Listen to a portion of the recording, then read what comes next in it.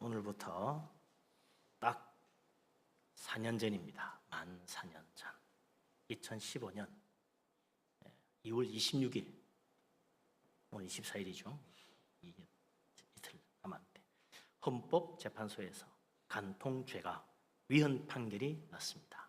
그래서 간통죄가 형법에서 폐지되었어요. 판결의 취지는 이렇습니다. 혼인의 유지는 당사자의 자유로운 의지와 애정에 맡겨야지 형벌로 타율적으로 강제할 수 없는 것이다. 이렇게 헌법 취지가 판결의 취지가 나왔습니다. 원래 간통죄는 징역 2년까지 줄 수 있는 상당히 무거운 죄였어요. 그러나 이제는 불륜이 도덕적으로 비난받을 일이기는 하지만 형법으로 다스리는 것은 성적인 자기결정권, 개인의 사생활 침해, 개인 행복 추구권 침해 등 이런 것들로 인해서 잘못된 것으로 결정이 났습니다. 그래서 그 즉시 간통죄로 옥살이하던 사람 9명이 그날 바로 석방이 됐다고 그래요. 소송 중이던 1,700여 건이나 되는 간통 사건이 바로 불기소 처분을 받았습니다. 새로운 세상이 된 거죠. 근데 최근 들어 미국에서 시작된 미투 운동이 우리나라에 작년 초부터 불어닥치면서 도지사가 감옥살이를 지금 하고 있고 한 검사도 지금 재판 중에 있습니다. 그러고 보니 이전에는 장난처럼 생각하던 것이 남녀간의 눈치가 보이게 되고 이거 조심스러운 일이 됐다 이거죠. 그래서 법조계부터 시작된 이 미투가 정치계, 연예계, 회사에서는 물론이고 심지어 스포츠계, 종교계, 언론계까지 사회 전반으로 번져가고 있습니다. 그러다 보니까 목사님들 사이에도 안수기도하기를 꺼려하는 그런 분위기가 됐어요. 그래서 아예 안수기도를 포기하겠다고 하는 그런 목사님들도 상당수 많이 생기고 있습니다. 그뿐만 아닙니다. 최근에는 또 성평등, 성자유를 외치면서 동성애자들의 인권을 보호해야 된다. 이래가지고 동성애에 대해서 정죄도 할 수 없는 그런 사회 분위기가 형성되어 가고 있습니다. 이런 상황에서 간음이나 음욕에 대한 설교하는 것이 이전과 달리 대단히 조심스러워요. 좀 강하게 이야기하면 간통죄가 폐지된 지금 시대에 안 맞는 소리를 한다 그럴 것 같고, 너무 순하게 말하면 미투 운동하는 사람들이 저건 뭐냐 다 그냥 좋다는 거냐 이럴 것 같기도 하고, 올바른 성에 대해서 설교하면 동성애자들이 우리를 비난한다고 말할 것 같고, 이러니 이 성에 대해 설교하기가 어려운 세상이 됐어요. 이 말씀을 이 마태복음 5장 산상보험 순서대로 설교를 준비하다 보니까 이 설교 한 5년 전에 했으면 마음껏 할 수 있을 것 같은데 지금은 참 어려운 세상이 됐다 그런 생각이 듭니다. 어쨌든 법 이전에 개인의 인권, 개인의 자유 그걸 충분히 생각하면서 신앙적으로 올바르게 판단해야 개인의 행복, 가정의 행복도 지킬 수 있는 그런 세상이 됐습니다. 그런데 하나님께서는 왜 이런 말씀을 성경에서 우리에게 선포하고 있을까? 간음이든 강간 사건 이런 것이 그냥 한 개인의 자유와 인권으로 넘어갈 문제가 아니기 때문입니다. 이런 일로 인해서 한 개인의 인생이 파멸당하거나 심지어 국가적인 엄청난 재앙을 겪는 일들이 종종 생기기 때문인 거죠. 창세기 34장에 보면 야곱의 딸 디나의 강간 사건이 나옵니다. 참 비극적인 일이죠. 그의 오빠, 오라버니 레위와 시몬이 칼을 차고 가가지고 하몰 종족을 다 멸족을 시켜버렸습니다. 끔찍한 피해 복수극이 벌어진 거죠. 강간 사건 하나가 종족의 몰살로 이어진 것입니다. 이것을 지켜본 그 아버지 야곱은 두 아들이 벌린 그 피해 복수를 보고 끔찍한 일이라고 치를 떨었어요. 창세기 19장에 보면 소돔과 고모라 성이 멸망을 당하는데 원인이 무엇입니까?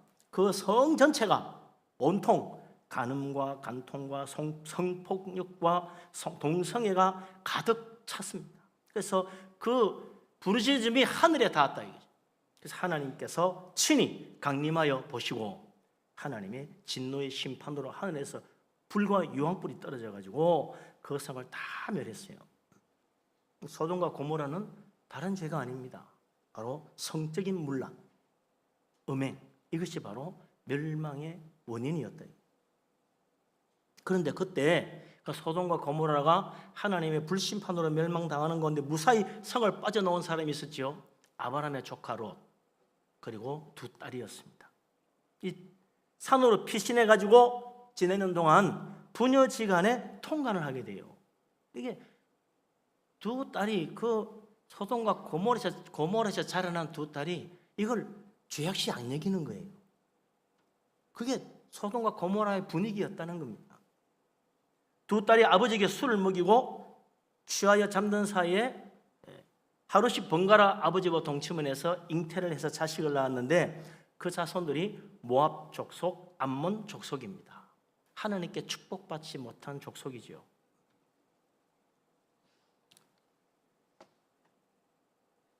또 하나 참 부끄러운 이야기는 야곱의 장자 르우벤은 아버지 야곱의 첩 빌하와 통관하여 이 사실이 알려지는 바람에 결국 르우벤은 장자의 지위를 빼앗기고 맙니다.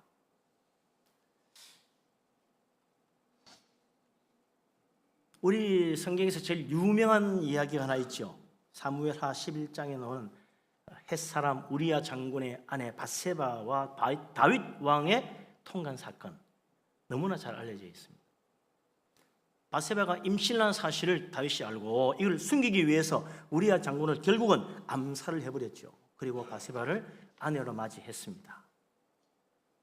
하나님께서는 나단 선지자를 보내어가지고 다윗의 죄를 심판했어요. 이로 인하여 다윗의 집에 칼로 피를 흘리는 일이 끊이지 않을 것이다 그랬는데 곧 이어 일어난 사건이 압살롬 반란 사건입니다. 다윗은 은밀한 중에 행했지만 하나님은 다윗의 아내들을 대낮에 왕궁에서 강간당하게 할 것이라고 했는데 그대로 이루어졌어요. 그런데 좀 이해하기 곤란한 것은 하나님께서 밧세바는 위로하시고 그 밧세바를 정식으로 왕후가 된 다음 잉태하여 낳은 아들 솔로몬을 하나님이 축복하셔서 다윗의 뒤를 이어 왕이 되게 해주었어요. 요즘 이 시선으로 보면 이해가 되는 것 같아요. 다윗의 권력에 의하여 강제로 관계를 가지게 된 위력에 의한 강간이다. 그래 볼 수 있죠. 하나님이 그 밧세바를 위로하시고 그의 아픔을 이렇게 축복으로 갚아주신 것이다. 그렇게 생각할 수 있을 것입니다. 압살롬의 반란 사건도 그래요. 압살롬 반란 사건 사무엘하 13장에 나오는데 다윗의 아들 압살롬의 누이 이 다말이 아주 예뻤다 이거죠. 그런데 그 배다른 오빠 암논 왕자가 그를 강간하고 내버려 버렸어요. 이걸 안 압살롬이 암논 왕자를 기회를 보다가 결국 살인해 죽이잖아요. 살인 복수극이 벌어졌습니다. 이 문제를 그 아버지 다윗 왕이 잘 풀어주지 않았기 때문에 결국 압살롬은 나중에 반란을 일으켰고 진압당해서 죽고 말았죠. 다윗은 자기 집안에 이 강간 사건으로 두 아들을 동시에 잃어버린 참 아픔을 겪게 된 것입니다. 그러니까 이런 일들이 그냥 뭐 요즘 법적으로 생각하듯이 개인의 문제다.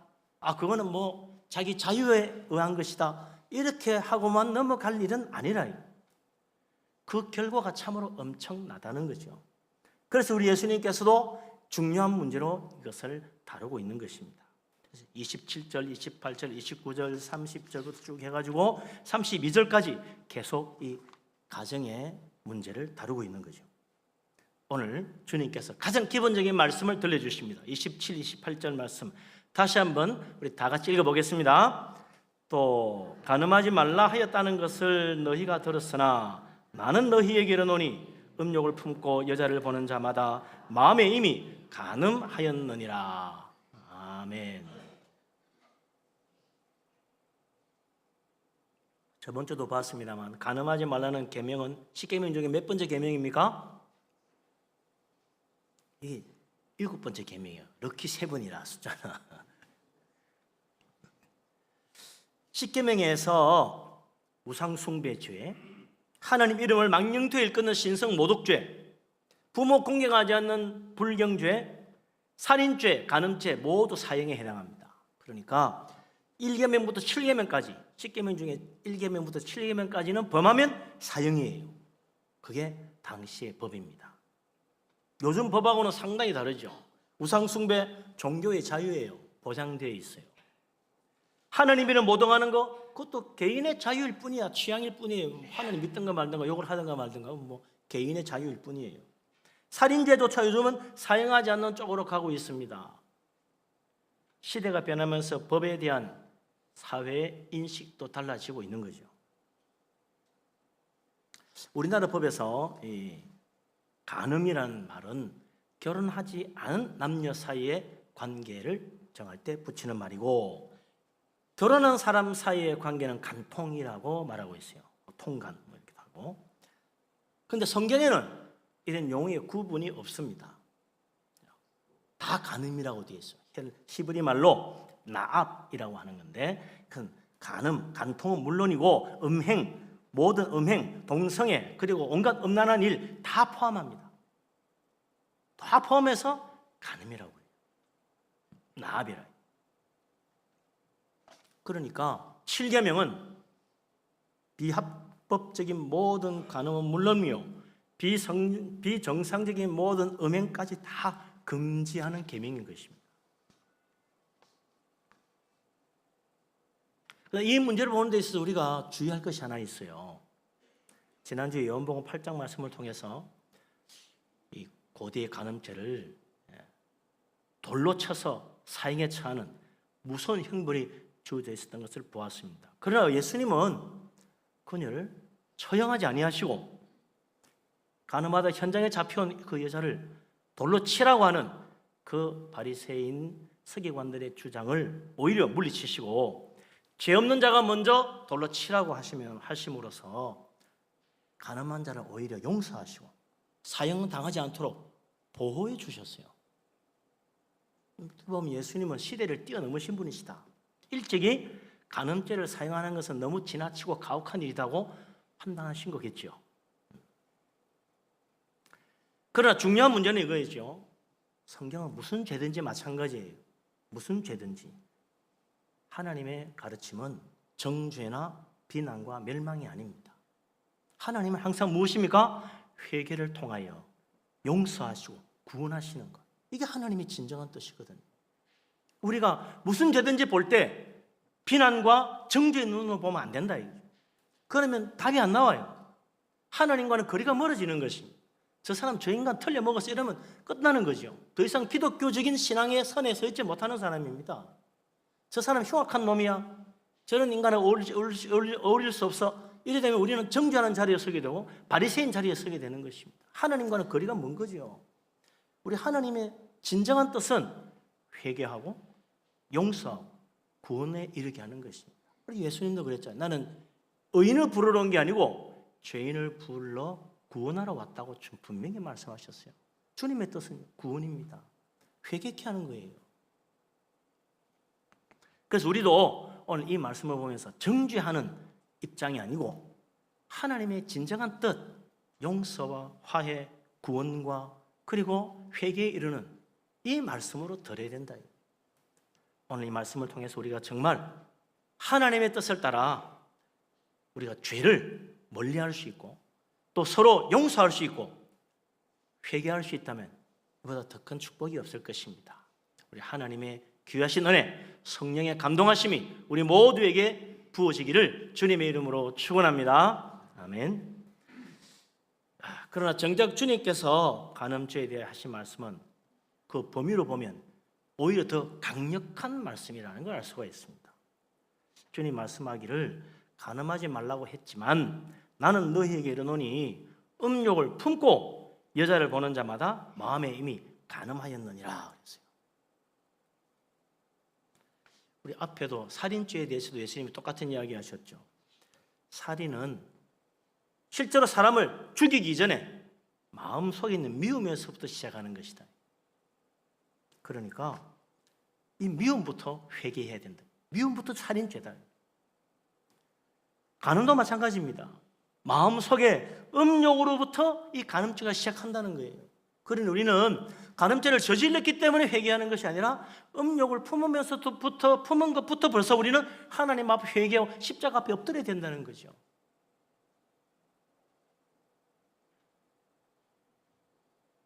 음욕을 품고 여자를 바라보는 것 모두 예외 없이 이미 간음죄를 지었다 그랬습니다. 물론 여기는 이 이야기는 남자에게만 해당되고 여자는 해당 안 된다 그런 이야기는 아니겠죠. 그 시대에 남자 중심의 사회 사신 말씀이고 또 히브리어 법으로 보면 남자라는 말은 곧 사람이란 뜻입니다. 영어도 마찬가지죠. 맨은 남자이기도 하고 사람이란 말입니다. 사람은 누구나 다 마찬가지예요. 이 문제에 대해서 자유로울 수 없다. 근데 예수님이 음욕을 품고 여자를 바라보는 것 그랬는데 이걸 뭐라 그러냐 마음의 간음이라. 마음속에서 이미 그녀와 간음을 한 것이다. 음란한 생각을 품고 여자를 바라보는 눈길 거기서부터 간음죄가 시작된다. 우리는 음란한 눈길을 주면서 마음속으로 이미 그녀와 간음을 행하는 혹은 그 남자와 간음을 행하는 사람이 될 수 있다는 거예요. 실제로 창세기에 보면 요셉이 애굽의 노예로 팔려갔는데 그 집 여주인이 계속해서 어떻게 합니까? 은밀한 눈짓을 자꾸 하는 거예요. 눈짓. 이 눈길을 음욕을 품고 눈길을 주는 거죠. 거기서부터 실제적인 간음죄가 시작되고 있다는 것입니다. 그러나 우리에게서 조금 혼란스러울 수 있는데 마음속에 음욕의 유혹을 받았다. 그걸로 이미 간음죄는 사실은 아닙니다. 그러나 하나님은 우리 마음을 보시기 때문에 우리 마음속에 무슨 생각을 하느냐 그걸 중요하게 여기시는 거죠. 음란한 생각으로 온갖 음란한 상상을 계속해 나가는 것 그게 음욕을 품는 것입니다. 그건 간음죄를 짓고 있는 거죠. 보통 사람이 사실 지키기 좀 쉬운 이야기는 아닙니다. 남자가 여자를 보든지 여자가 남자를 보든지 마찬가지겠죠. 마음속에 음욕이 생기면 모두 간음죄라고 그러면 간음죄 안 지은 사람 누가 있겠습니까? 참 어려운 이야기입니다. 현대 사회에서 더구나 인터넷은 말할 것도 없고 텔레비전, 영화 상당히 성적으로 충동적인 장면이 많이 나옵니다. 옛날에는 텔레비전 같은 데는 감히 놓을 수 없는 장면들이 쑥쑥 나와요. 그러다 보니 가만히 앉아서 보기만 해도 어느덧 우리는 그런 충동을 받을 수 있는 환경이 조성되어 있다는 거죠. 안 하려면 텔레비도 보지 말고 인터넷도 하지 말고 영화도 보지 말아야 돼요. 그럼 어떻게 삽니까? 이 말씀은 그렇다고 해서 이성을 쳐다보고 음란한 생각이 들면 다 간음죄다. 그 말은 아닙니다. 그렇게 살려면 우리 눈 감고 살아야 돼요. 지구에 사는 사람의 절반이 남자고 절반이 여자인데 길을 가든 텔레비를 보든 영화를 보든 교회를 오든 이성이 눈에 안 띄는 세상은 없어요. 그래서 가지고 보다가 야 멋있네 이쁘네 그런 생각하고는 마음속으로 좀 음란한 생각을 했다. 그걸로 다 간음죄라고 그러면 어떻게 살겠습니까? 우리는 막 길 가면서 계속 회개하며 가야 될 거예요. 하나님 용서해 주시옵소서. 그러고 살아야 될 거라.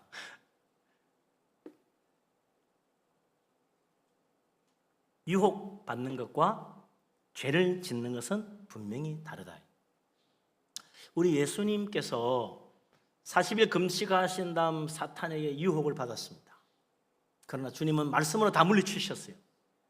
그 유혹받은 일로 인해서 예수님이 죄 지었다고 말씀하지 않습니다. 우리 주님은 죄를 짓지도 않고 알지도 못하시는 정말 거룩하시고 깨끗하신 분이시죠. 그러나 유혹은 받았었다. 유혹받은 것을 죄라고 하면 안 된다. 오히려 유혹을 물리치고 이겼으니 더 어려운 것이라. 우리가 살아가면서 많은 유혹을 받지만 그 유혹을 믿음으로 말씀으로 이기면 하나님은 오히려 축복하십니다. 더 어렵다고 하시고 그에게 놀라운 은혜를 베푸신다. 그러니까 유혹받은 것은 죄가 아니다.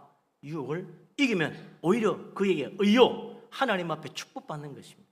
어떤 죄든지 마찬가지겠죠. 이 세상에 많은 유혹이 가득 찬 이 세상을 살아가면서 정말 하나님 말씀 붙들고 주님 은혜 가운데 믿음으로 모든 유혹을 물리치고 우리 하나님 앞에 영광 돌릴 수 있는 주님 앞에 칭찬받는 복된 자들이 될 수 있기를 주님의 이름으로 축원합니다. 아멘. 자, 그래서 이제 이 음욕을 품고 여자를 바라본다는 이 말을 좀 잘 이해를 해야 되겠다. 이게 말은 예수님 말씀, 성경 말씀은 참 한자 한자가 중요하고 토시 하나도 중요하고 단순지 복순지도 중요하고요. 더없이 중요한 것은 말의 순서입니다. 무엇부터 말씀하시느냐 굉장히 중요해요. 여자를 보다가 혹은 남자를 보다가 마음에 음욕이 생겼다. 이걸 간음죄라고 하는 건 아니다. 예수님은 뭐라고 말씀하시냐면 마음속에 음욕을 먼저 가지고 여자를 바라본 거예요. 음욕을 가지고 품고 남자나 여자를 바라본 거예요. 그건 시바로 마음으로 간음죄를 저지른 것이다 라고 말씀하신 것입니다. 이걸 어떤 주석가는 그렇게 해석했어요. 내 마음속에 음욕을 채우려고 남자나 여자를 바라보는 것, 그게 간음죄다. 그렇게 말했다는 겁니다. 내 마음에 드는 남자나 여자를 바라보면서 온갖 음란한 생각을 하면서 마음속으로 즐기고 있다면 그 사람은 분명 마음으로 간음죄를 저지르고 있는 것입니다. 이거 만약에 상대방이 알면 얼마나 불쾌하겠어요? 안 그래요? 아니 저 사람이 나를 가지고 말이지 전체수 마음속으로 온갖 더러운 생각을 다해서 추잡한 인간 같은 이라고 기분 나쁘게 얼마나 불쾌해서 마음속은 몰라서 그렇지 보이면 얼마나 어처구니 없겠습니까? 하나님 입장에서 보세요. 하나님은 우리 마음속을 보시니까 얼마나 어처구니 없어요. 아니 저 뭐하는 짓이야. 그러니 그게 죄악된 것이다. 현대 사회는 또 참 여러 가지가 발달하다 보니까 실제 사람을 바라보는 것만 아니고 마음속에 음욕을 채우기 위한 방법이 여러 가지가 있어요. 음란한 사진, 음란한 동영상, 뭐 등 이거 다 그걸 보고 즐기면서 실제적인 간음죄를 저지르고 있다고 할 수 있다. 그런데 더 큰 문제는요, 여기에 사탄이 역사한다는 것입니다. 악한 영은 말이죠. 항상 우리가 죄 유혹을 받을 때마다 우리의 마음을 더럽히고 죄 짓게 만들고 하나님으로부터 멀어지게 만들고 우리의 영혼을 타락하게 만들고 더럽힌다는 것입니다. 그래서 사탄은 기회를 보고 있다가 우리가 이런 상태에 빠지면 우리의 심령을 흔들어 놓습니다. 영적으로 하나님과 멀어지게 만듭니다. 그래서 이런 일에 자꾸 탐닉하게 되면 우리의 신앙도 병들게 되고요, 기도도 막히고 말씀도 마음에 들어오지 않고 예배에도 은혜가 안 되고 신앙생활이 재미없어집니다. 대신에 세상의 쾌락, 세상의 재미를 따라서 살아가려는 유혹을 받고 거기에 점점 끌려가게 된다. 그러다 보면요, 믿음에서 멀어지게 돼요. 교회하고 멀어지게 된다. 이런 더러운 생각이 마음속에 자꾸 일어나면 빨리 회개해야 돼요. 정말 주님의 십자가 붙들어야 된다. 더러운 생각, 더러운 죄를 지우는 것은 예수 그리스도 십자가의 속죄의 피밖에 없어요. 우리를 깨끗하게 하나님 앞에 서게 만들어 줄 수 있는 것이 무엇이 있습니까? 예수님의 십자가 이외에 무엇이 있어요?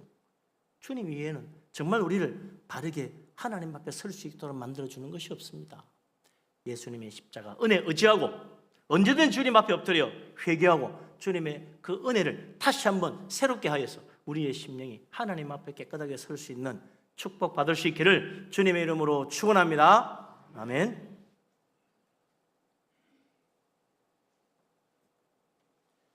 참 이런 문제는 쉽지 않습니다만 처음에는 아무 생각 없이 그냥 순수한 마음으로 서로 만날 수도 있고 쳐다볼 수도 있어요. 그러다가 어느 날 그런 생각이 들 수 있겠죠. 야, 이 남자 멋있네. 야, 이 여자 이쁘네. 이 사람하고 결혼하면 얼마나 행복할까? 이 사람하고 사는 사람은 참 좋겠네. 그렇게 생각할 수는 있겠죠. 그까지는 전혀 죄가 아닐 거예요. 그건 누구나 할 수 있는 생각이니까. 근데 조금 더 나아가가지고 상대방에 대해서 마음으로 말이죠. 부당한 방법이라도 저 사람을 어떻게든 유혹해서 내 욕망을 채워보고 싶다고 생각한다면 여기서부터 음욕이라고 전기가 내려지는 거 아니겠습니까? 그럴 때 말이죠. 이건 아니야. 그러면 안 되지 하고 마음을 바로잡고 그런 음욕을 지어버리면 유혹은 받았지만 이를 물리친 것이다. 하나님 그걸 기뻐하시는 거죠. 마음의 간음죄도 짓지 않은 것입니다. 우리는 하나님 앞에 깨끗하게 설 수 있어요. 루터가 한 유명한 말이 있죠. 내 머리 위로 새가 날아가는 것은 어쩔 수 없지만 내 머리에 둥지를 틀게 할 수는 없다. 그랬잖아요. 유혹 받는 것이 죄가 아니라 유혹에 넘어가는 게 죄입니다. 우리 예수님은 유혹 받으셨으나 죄는 없으시다고 히브리서 4장 15절에 분명히 이야기하고 있어요. 유혹 받는 것은 살아가면서 수없이 받을 수 있습니다. 그러나 유혹에 넘어가지 않도록 우리의 마음을 붙들어야 된다. 그러려면 어떻게 됩니까? 말씀 붙들고 믿음으로 가는 수밖에 없어요. 음욕을 품는다는 말은 뭐냐? 품는다는 그 상걸음 들어가가지고요. 맞아. 저 사람 진짜 멋있네. 정말 마음에 드네. 그래서 계속 그 사람하고 음란한 일을 상상을 하기 시작하면 그럼 음욕을 품은 것입니다. 상대방을 쳐다보면서 하든 혼자서 머릿속으로 생각하든 이 음란한 생각에 우리가 빠져들어가는 것, 그걸 마음으로 즐기고 있는 것, 이게 바로 간음죄를 저지르고 있는 거죠. 하나님은 우리가 그런 마음을 품고 서로를 바라보는 것, 거기에는 하나님의 심판이 있다고 말씀하십니다. 간음죄에 대해서 회개하지 않으면 하나님의 심판이 있어요. 고린도전서 6장 9절 10절에 하나님이 이렇게 말씀하십니다. 미혹을 받지 말라.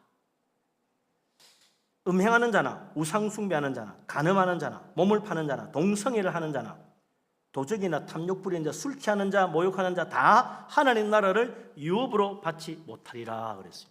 천국 못 간다는 이야기죠. 천국만 못 가는 게 아닙니다. 성경은 더 분명히 지옥에 간다고 이야기하고 있어요. 요한계시록 21장 8절에 하나님 말씀하십니다. 살인자들과 음행하는 자들 똑같이 취급하고 있어요. 우상숭배자들과 모든 거짓말하는 자들 다 불과 유황으로 타는 못에 던져질 것이라 그랬어요. 거짓말하는 자도, 우상숭배하는 자도, 음행하는 자도, 살인하는 자도 다 지옥불에 들어가는 똑같은 죄라. 죄 크고 작음이 관계가 없어요. 회개치 않으면 그 단 하나의 죄라도 우리를 저 영원한 지옥불에 던질 수 있다. 그러니까 하나님은 언제든지 우리에게 회개하라고 말씀하십니다. 예수님 이 땅에 오셔서 하신 첫 번째 말씀이 무엇입니까? 회개하라. 천국이 가까이 왔다는 거예요. 천국 가는 길은 회개하는 길밖에 없습니다. 오늘도 회개하고 내일도 회개하고 우리 날마다 회개하며 하나님 앞에 엎드려야 돼요. 왜냐하면 끝없는 유혹이 계속 우리를 계속 괴롭히고 있으니까. 사탄은 우리를 유혹하여 어떻게 하든지 넘어지게 만들고 하니까. 유혹을 받고 있던, 유혹에 넘어갔던, 죄짓기 전이든 죄지은 다음이든 회개해야 돼요. 내가 전에 회개 많이 했으니까 이제 더 이상 회개할 것이 없다라고 착각하면 안 됩니다. 그 말은 마치 내가 전에 죄를 많이 지었지만 이제는 죄 안 짓고 살아 하는 말하고 같지요. 나는 유혹도 안 받고 유혹에 넘어가지도 않고 죄도 안 짓고 살아. 그러면 얼마나 좋겠어요. 회개할 게 없겠지요. 그러나 우리는 계속하여 유혹을 받고 살고 있습니다. 또 넘어가기도 하고 마음으로 음욕을 품기도 하고 마음으로 간음죄를 짓기도 하고 미워하기도 하고 마음으로 살인죄를 짓기도 하고 죽여버리고 싶다는 생각을 하기도 하고 온갖 죄악을 마음으로 짓고도 살고 있다. 그러니 우리는 회개해야 하는 거죠. 사람을 아직 안 죽였지만 미워하는 그 마음을 품은 그날부터 우리는 회개해야 됩니다. 아직 간음죄를 짓지 않았을지라도 마음의 음욕을 품고 있다면 회개해야 합니다. 그것만이 우리가 살 길이라 이거죠. 마음속에 미움도 원망도 음욕도 악한 생각도 다 십자가 앞에 회개하고 하나님 앞에 깨끗한 마음으로 서서 하나님 바라볼 수 있는 축복된 믿음의 사람 될 수 있기를 주님의 이름으로 축원합니다. 아멘.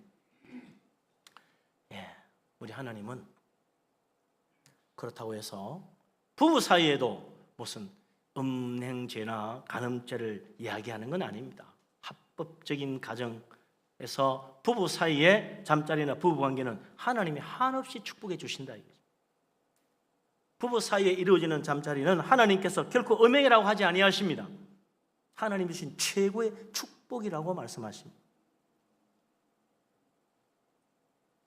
하나님께서 간음, 간통, 모든 음행을 심판하시는 이유는 그것이 가정을 파괴하고 부부 사이를 멀어지게 만들기 때문이죠.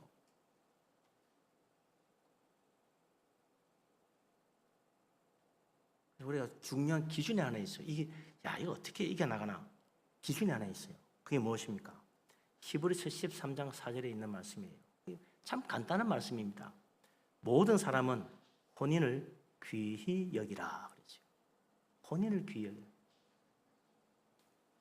하나님께서 천지 창조하실 때 아담과 이브를 지으셨는데 하나님이 친히 여자를 이끌어와서 아담과 부부로 맺어주셨어요. 그리고 자식을 낳고 행복하게 살도록 축복해 주셨습니다. 더구나 모든 사람이 다 꿈에 그리는 에덴 동산을 만들어서 거기에 살게 해주셨다 이거죠. 사탄이 시기하여 유혹하여 죄짓기만 하지 않았다면 우리는 다 지금 에덴 동산에 살고 있을 텐데 죄의 유혹을 받는 바람에 거기서 쫓겨난 거 아닙니까? 혼인은 하나님의 축복입니다. 그래서 모든 사람은 혼인을 귀히 여기라. 가늠하지 말라. 그 붙들고 있으면요 머리가 아파요. 정말 중요한 말씀이 이거. 혼인을 귀하게 여기는 마음. 하나님의 축복이 있다. 예외가 없습니다. 모든 사람은 혼인을 귀하게 여기라고 그랬습니다. 우리 하나님의 그 축복이 우리 분이엘 교회 모든 성도님의 가정 위에 넘쳐나기를 주님의 이름으로 축복합니다. 아멘. 우리 하나님께서 우리 교회 모든 권속들의 가정을 지켜주시고 보호해 주시기를 주님의 이름으로 축원합니다. 아멘. 기도합니다.